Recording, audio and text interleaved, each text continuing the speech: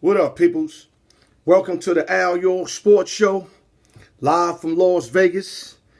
Before I start my show, I want to give a special salute to Frank Robinson, OG Frank Robinson, who passed away earlier today. A baseball icon. Two-time MVP, World Series, two-time MVP, regular baseball, 14-time All-Star. He got a World Series MVP, batting title, manager of the year. He actually had 2,943 hits, 586 home runs. Career average was 294. He had 1,829 run score and 204 stolen bases. A true Hall of Famer, a true father to the game. He was a father to a lot of brothers, man. Frank Robinson always try to teach people, help people. The reason why I know, because I read him up, and I never met the dude, but I read up on him, and I hear all good things. And the last thing Frank was a sucker. Like, if a umpire made a bad call, Frank will let you know about it ASAP. Frank do not play no games. Salute, rest in peace, shout out, Frank Robinson. And with that, go to the Alyork Sports Show, and let's get it. We're going to start off NBA, Lakers and Pelicans. Pelicans acting like bitches, and that's that DELL motherfucker, man. DEMPS is hating on this trade. I mean, they offered everybody on the Lakers to get Anthony Davis. And this stubborn motherfucker wants to continue to be stubborn, man. Move, DEMPS, get out the way. Get out the way, DEMPS, get out the way. Move, DEMPS, get out the way. Get out the way, DEMPS, get out the way. Motherfucker, motherfucker, motherfucker, motherfucker, motherfucker, motherfucker, motherfucker, motherfucker. Alyork Sports Show, baby. You know I gotta give y'all a little charisma before I come out this motherfucker. Let me chill with the words, because I do got young ones listening. We going back to that Laker thing. Yes, I'm upset, because I called that this trade would happen today. And the only reason why it's not happening because the GM of the Pelicans is wilding out. First, the Lakers offer Lonzo Ball, Brandon Ingram, and let me make sure I got this right. Lonzo Ball, Brandon Ingram, and Kyle Kuzma with 2 number 1 picks. That's enough right there for AD. DEMPS wanted more. Talk about, I want more than that. I want more than that. They offer Zubac and Josh Hart on top of that.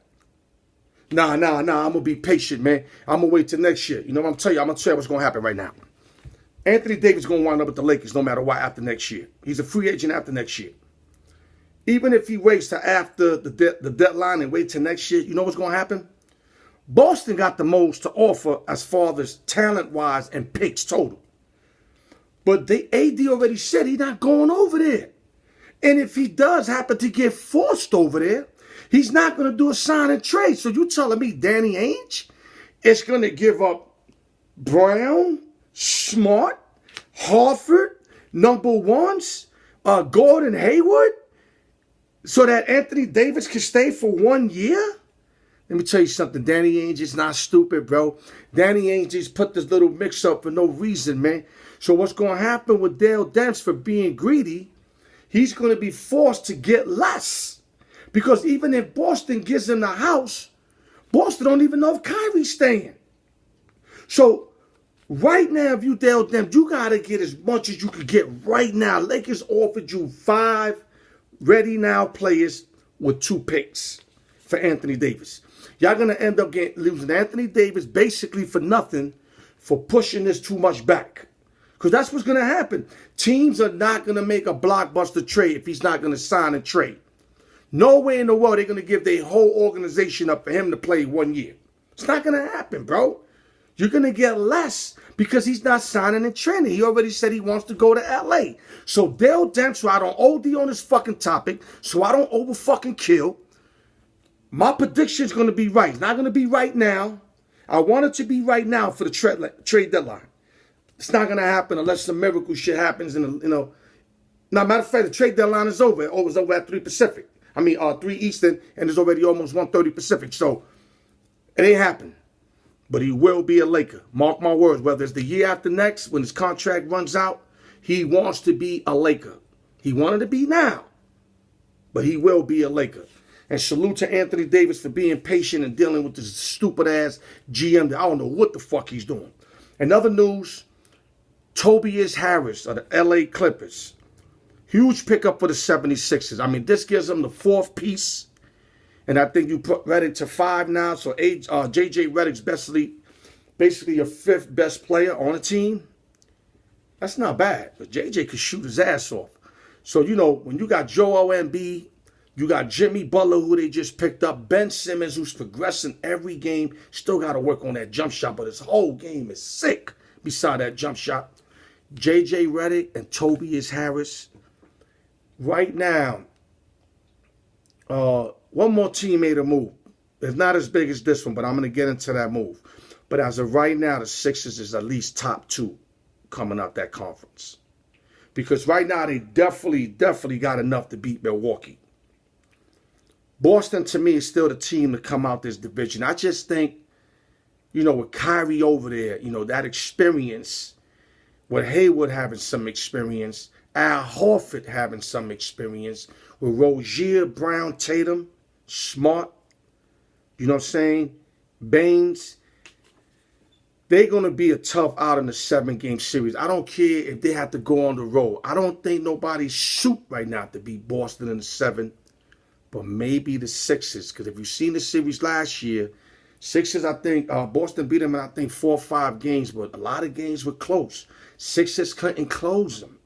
So when you add Butler and Harris, who are kind of like veterans and real good basketball players, that might be enough to beat Boston, especially if they get home field advantage or home court advantage. So the East is really tough. The Sixers basically had to give up Wilson Chandler, who couldn't really find a role no more over there. Mike Muscala, who played all right, but he's not no Tobias Harris. You know what I mean? And Landry Shamet, who was coming off the bench and looking very impressive. You know, I mean, he was just a guy that they could have probably, you know, tuned up for maybe next year or 2 years down the line. The guy's developing a jump shot. He hustles. But he ain't a player, he ain't a difference maker right now, Shamet. But he can be really good later on. But I just think Tobias Harris is a huge pickup. I think the Sixers did very well getting that because they already got the best big man in the game probably.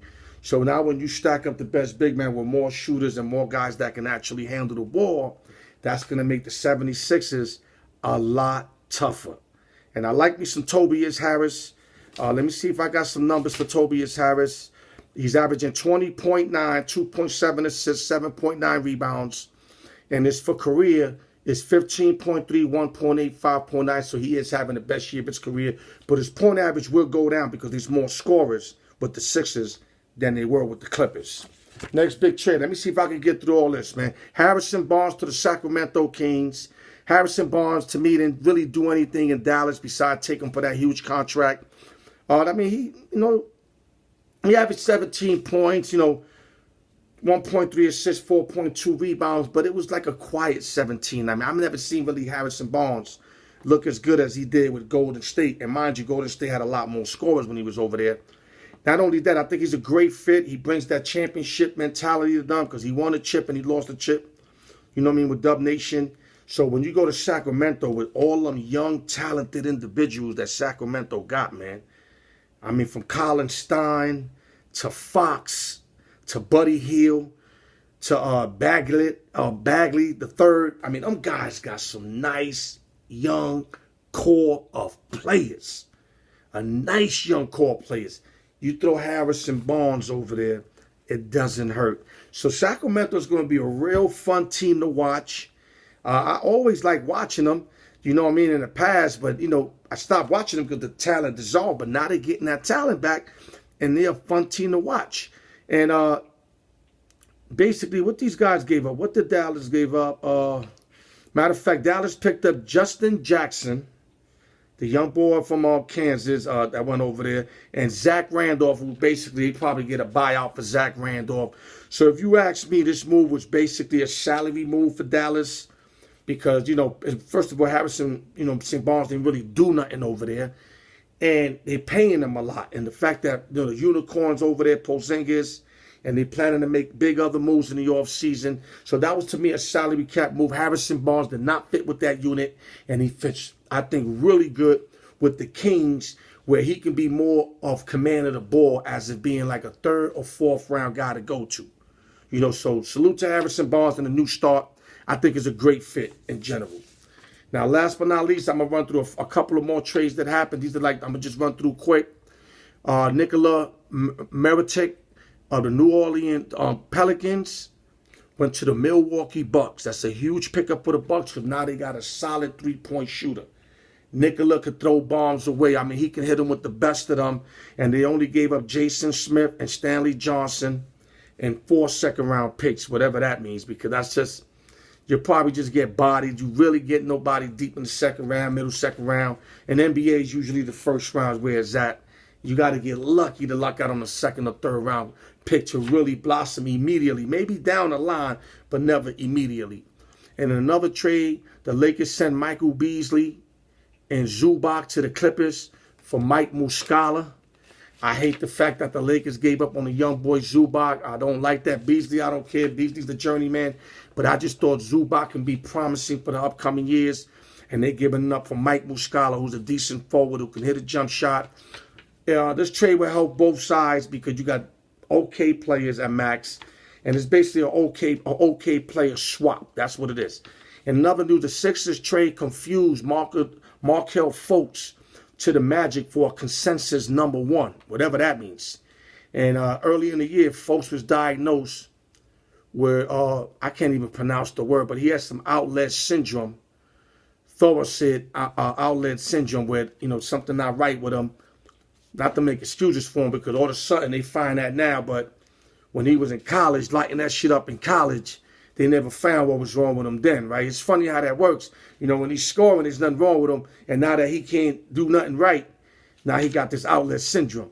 But, good for him. He gets a new start. It was a bad loss for the Sixers to trade up for him, and not only the person they trade up for is playing great, which is Tatum, they got him, which didn't amount to nothing. So, I mean, they did get lucky on MB coming back with the back issues and the fact that they pick up Jimmy Butler. So I guess it all evens out at the end of the day. But this was like one of the worst #1 picks in a long time until he starts proving himself. And last but not least, Marc Gasol goes to the Toronto Raptors. I think this is huge for the Raptors. You get a guy that knows the game, the softest hands, he's not greedy. He's going to fit in perfect with Kawhi Leonard and Kyle Lowry. Perfect. I know Gasol's a little up on age, but you got to understand he don't have to do as much. He's got 2 guys that love to score and will score. So all he got to do is rebound, shoot them open shots when he's open. Don't have to force anything. Just shoot when you got them open, capitalize. Use your smartness, use them picks, fade away on people. Marc Gasol is a great pickup. Salute to the Toronto Raptors. And what the Grizzlies end up getting for basically for this trade was Jonas Valanciunas, Delion White, CJ Wright, and a 2024 second-round pick, which it's nothing. Jonas been hurt. CJ Wright's having a horrible year. Delion ain't playing that much in the 2024 second round. When you think about it, Toronto Raptors win right now in this trade. So with that, guys, thank you for tuning in to the Alyork Sports Show. DEMPS, you better step your game up, man, because by you playing hard to get with the Lakers, you fucking up, because now you're going to get less when you thought you was going to get more. I'm telling you, and he's going to be a Laker regardless, because I'm telling you, he wanted to go to La La Land. And he's 1 year away from going there, so he's not going to sign long term. So you fucked up. You should have made this trade. Now you're going to suffer in the long run. Alyork Sports, thank you people for continuing to tune in. I appreciate y'all. I love y'all. And salute to Chris Munoz on YouTube. I ain't forget you, dog. You said shout you out. I got you. You're a loyal follower, a loyal subscriber, and you always checking into my shit. So here goes your moment right here. Chris Munoz, Alyork Sports. Tune in. Vegas strong. Love y'all.